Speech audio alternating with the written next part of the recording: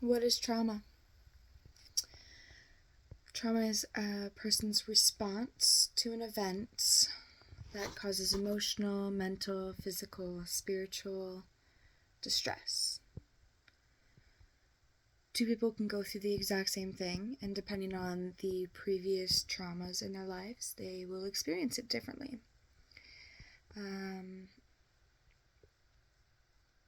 There's an experiment on mice, and a group of mice received the electric shock to the point where they were traumatized, obviously. And they were so traumatized that even just the sound of the shock machine going off would put them into the triggered state. They reproduced these mice, and 5 generations later, without even being shocked, the mice that had never, ever, ever even been shocked responded the exact same way as the mice that were traumatized by the physical trauma from being shocked, given the electric shock. So it just goes to show that if you don't heal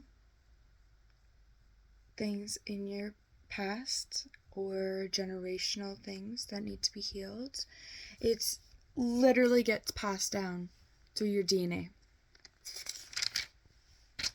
So, this is why we heal on all levels, energetically, because people can experience things differently, and trauma can actually change the brain.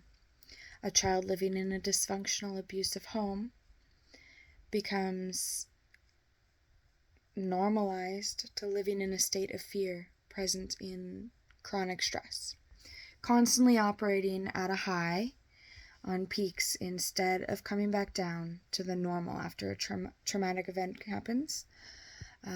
So this can cause energetic blocks, decreased vibration, difficulty to access unconditional love, living in anxiety, depression, PTSD, having constant triggers, recurring nightmares. Trauma is literally stored in the body. People may not even remember it, and there will still be triggers. And then there will be soul fragmentations, dissociation, and that will activate coping mechanisms. So what is a trigger? A trigger equals you not feeling safe. And the goal is to find safety when you are triggered. Something that you could work on, and what I'm working on, is when you become triggered, grab a journal and write down, what do I need to do to feel safe? List out all those things. And then there will be energy work, behavioral work, and this is stuff that I'm figuring out, learning for myself, and I just wanted to pass it along to you. And when people say abuse, it's not limited to physical abuse. There is so much more studies showing that there is emotional, mental abuse as well, which can lead to trauma cycling. So an abusive childhood can put you in a state of trauma or stress, and it pushes you out of your window of tolerance constantly, which makes you become accustomed to living in hypo or hyper mode, and your body has a central nervous system that is constantly overreacting. And the vagus nerve, which goes through your entire body and your organs and everything, is always overactive and overstimulated when this happens.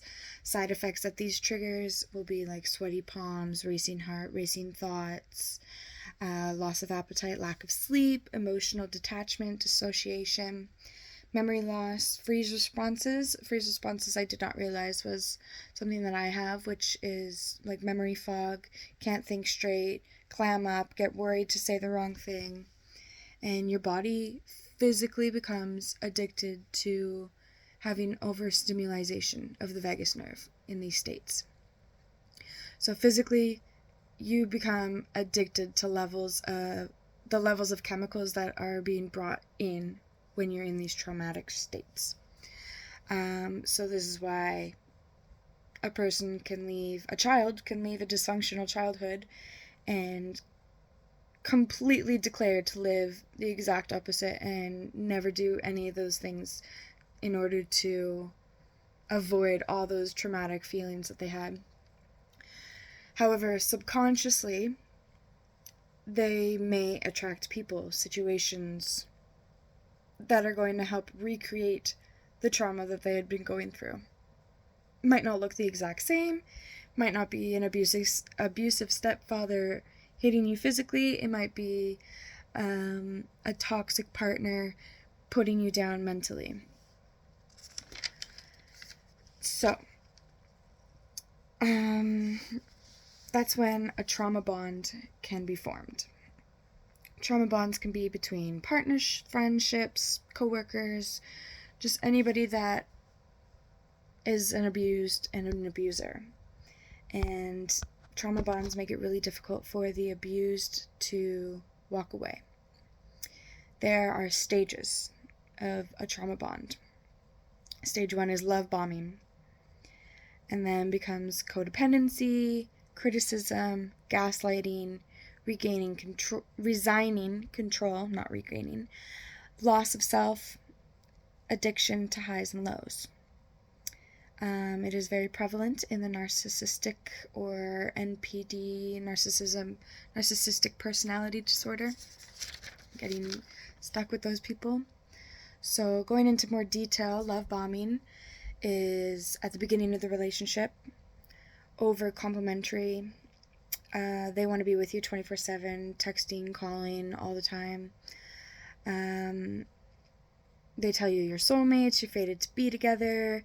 It moves really quickly, fast commitment, so like you either get pregnant or propose or move in together super soon. And they get upset about boundaries, but they don't do any criticism quite yet. They do love bombing so that you can't identify the abuse. And once you're hooked, then it keeps you more likely to stay because it seems like the consequences are higher in order to leave. It's higher stakes. And you tolerate the mistreatment so much more. Then they will start to test our boundaries with guilt. And subtly makes you self-sacrifice. It's martyring. It is absolutely martyring. And they get you elaborate gifts, and then it's never just from the kindness of their heart from those gifts. It is always something that they can use as leverage. I had a stepdad do this to me, buy me cats, and then take them away when I was bad, and consciously I was like, I'm never going to have anybody like that in my life. Subconsciously, though, I 100% attracted somebody exactly the same.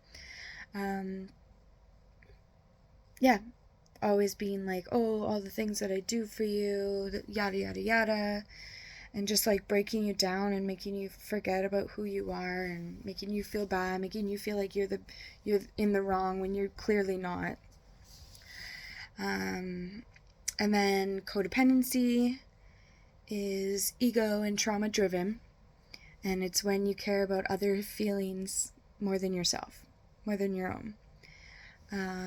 So this is when you start to feel guilty setting boundaries, you're giving more than you're receiving, your self-worth is found through fixing others, and you're just codependent, so you abandon your own likes, adapt to theirs, whoever you've trauma bonded with.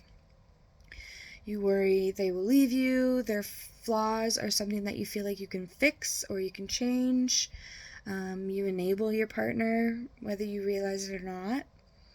Your feelings always come second in the codependency phase. You may even beg them to stay, even with the way that they've been treating you. So this is very common when a child has observed a parent self-sacrificing and going through this. The next stage in trauma bonding is criticism. It is so subtle, you don't even really recognize it to be criticism. But you just forget about who your authentic self is in this phase when this happens. They're asking you, are you sure you want to apply for that job? Do you really think you should be spending money on that car? It's expensive. They just make you doubt yourself, and it just becomes chaotic in the relationship at this point, because you're still thinking something is wrong, and then it just creates extreme self-doubt because there's extreme highs and extreme lows, and you just lose who you are. And it's absolutely terrifying because you're just looking back at the love bombing phase being like, oh, but they were really nice, they did all these things, they said all these things, and they were great. And it's really just a character that they were playing in order to get you hooked and to keep you from identifying the abuse. Once the criticism stage is over, then they turn the heat up and become gaslighting. This, from a narcissist, during the trauma bond, is detrimental to self-worth, self-love, self-acknowledgement, even just understanding who you are. Like, you know something is wrong when you're being gaslit, but you just don't know what it is. It's like when they put the frog in the saucepan and slowly turn up the heat. You don't realize that they are cooking you alive. These are when they start saying things like, you're always overreacting, you should learn to take a joke. They start making you question your memory, and they said, I never said that, you're making stuff up. So that's like full-on gaslighting. They start causing confusion. They make you doubt who you are. You feel like you're hitting a wall and nothing makes any sense in this stage. As the, I don't want to say victim, but as the victim of the trauma bond from a narcissist, this is how you start to feel. And then it's like emotional and psychological destruction. You start to form maladaptive coping mechanisms: alcohol, weed, drugs, food, sex, pretty much anything that can numb or just like take your mind off of it and you don't feel like dealing with it, because you can't talk to them about it because they are never wrong. And if you do talk to them about it, it will just cycle and get turned around on you. And all of a sudden, you're going over everything that you've ever done bad to them and hurt them in their ways when you don't even realize how you got there. And you just like never win. Never ever win with that. Then you start to resign control and shut down. You become defeated, disassociated, drained. You're tired of the fight. You just start to accept the mistreatment because it's easier. And you stop sharing your feelings. You stop standing up for yourself. And you just start to become empty and numb, and it's really sad and really depressing. The most beautiful light of a person can be dimmed by all of this because it happens over a time, and you don't even notice it because it goes in these stages, and it's slow and steady, and then it hits the gaslighting, and then you're like, what the heck? What's going on? Like, who is this person that I fell in love with? Like, maybe it's me. Then you're doubting yourself, and you're thinking that you are the problem, and you're not. I'll tell you right now, you're not the problem. And it is compounding trauma. And they will never apologize. They will never be empathetic. They will never show compassion. They will possibly slightly change for a moment just to keep you hooked. But you're just slowly becoming emotionally detached. There is stagnant energy. You have physical side effects. Like, I personally thought I was getting endometriosis because my body was physically just upset. It was so mad about the situation I was in, and I didn't understand. And it was trying to give me like physical ailments in order for me to realize this.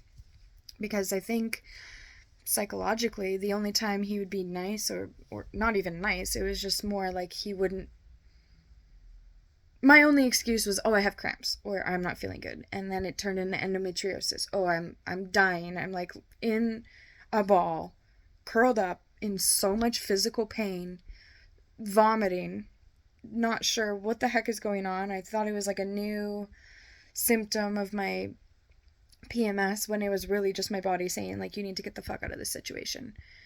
And it is crazy how the physical ailments can really be attracted by stress and chronic pain, stuff like that. And it's just amazing because it blocks your chakras. You no longer have an attachment to the divine. You're living in anxiety, can't listen to your intuition. You're completely cut off from the divine. So you're just weighed down, and all in all, it's a lesson to be learned. But I'm sharing this now because I wish I would have come across a video like this when I was in the love bombing stage, or even just earlier, because I didn't know.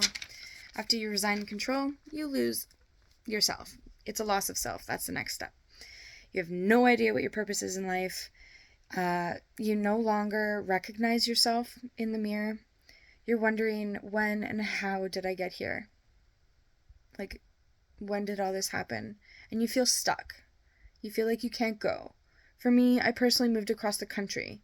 So I was like 4-day drive, like thousands of kilometers away from my family, from anybody I even knew. And I was on the French side, so I didn't even speak French. So I was just like completely isolated, cut off from everybody. And yeah, it was a whole journey. You feel lost in the loss of self, obviously, and there's no light at the end of the tunnel. You are not able to manifest at all because you're in such a low energy. And then the worst part of it is you get addicted to the cycle. This whole trauma bond, it just creates a monster. You change your personality to survive. You become a completely different person. I literally had the worst time. Yeah, there were moments of cuteness and love, what I thought was love, but it's really not love, because can't love somebody that never really existed when they were just playing a part. They were a character. I fell in love with the character that this person was playing. And that is what narcissists do. It is a whole big trauma bond. The abuse has retrained your brain how to respond. So you are a completely different person. You are doing things so different.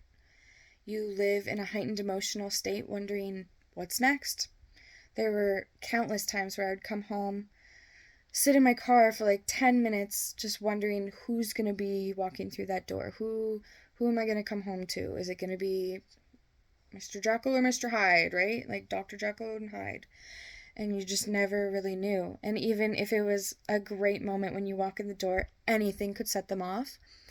And it's just like you literally didn't do anything wrong. You didn't say anything different. It was just the way that they took it. And I just want to reiterate that it's not your fault.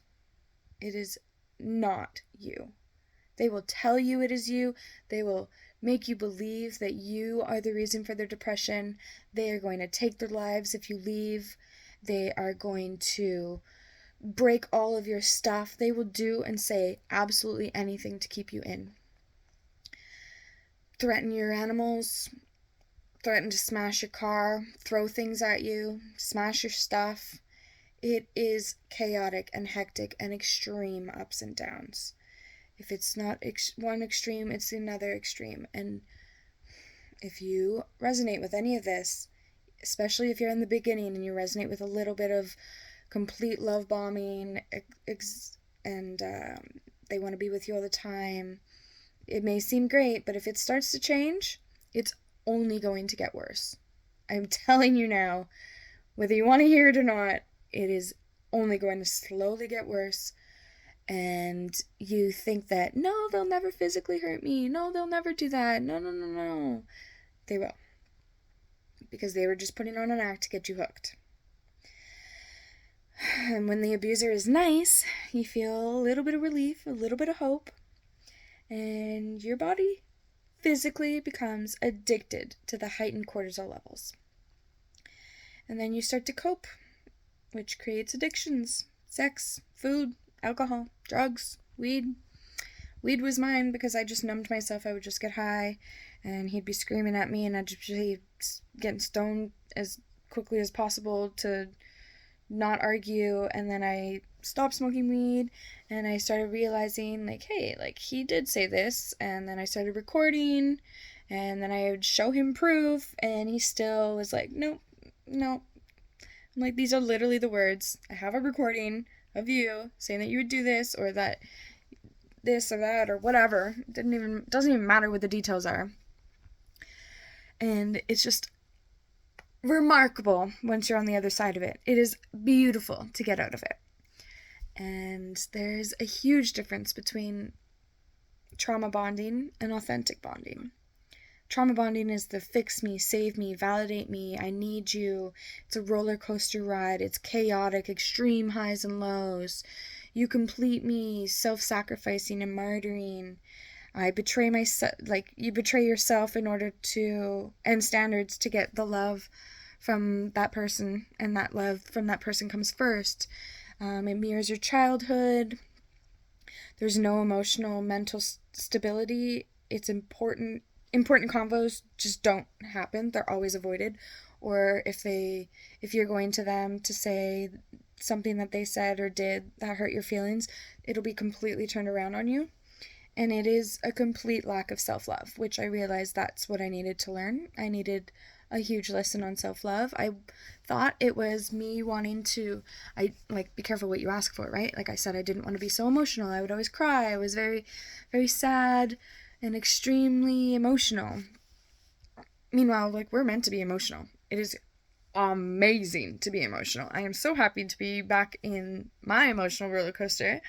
And now that I've actually embraced my self-love and I really recognize me, and I learned from that lesson. Hopefully it doesn't take you 7 years, but I love myself now.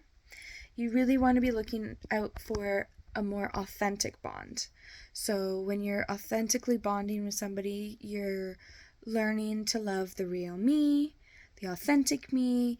I need you to hold space. No needs. You hold space for me. You acknowledge me instead of the fix me, save me, validate me. The partner is a bonus, not a requirement. I feel whole. I feel steady. I feel safe. You enhance me. You're not necessary. You don't complete me. I am complete. I am whole and complete without you. I have healthy boundaries in an authentic bonding. Rejection is protection. I prioritize myself. My healing, my needs are met, and so are yours.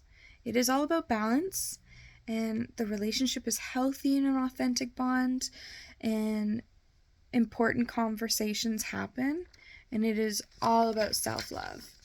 So if you're wondering if it is going down the stages of a trauma bond, hopefully this helps you to get the fuck out if you need to. And yes, people told me about all this before. I remember once I got out, somebody previously, when I was in the love bombing stage, and just at the beginning of the criticism, I guess, like right in the middle, before the gaslighting and before we moved across country, this girl came up to me, drunk in the bar, saying, "Oh, why are you crying? Oh, blah, blah, blah, blah. Oh, well, just get out now because it's going to be 7 years and he's never going to change. It's only going to get worse." And I just didn't hear her. I was listening, but I wasn't listening. But now that I'm on the outside, I hear that fucking girl all the time. Red flags are a real thing. And if somebody says something to you and you like completely brush it off right off the bat, it might be your spirit guides. Somebody watching out for you, giving you a little lesson, saying, change now, get out now, or it's going to be so much fucking worse. So, anyways, that's my newest lesson on trauma bonding. Alright, as always, have a super fantastic, wonderful day.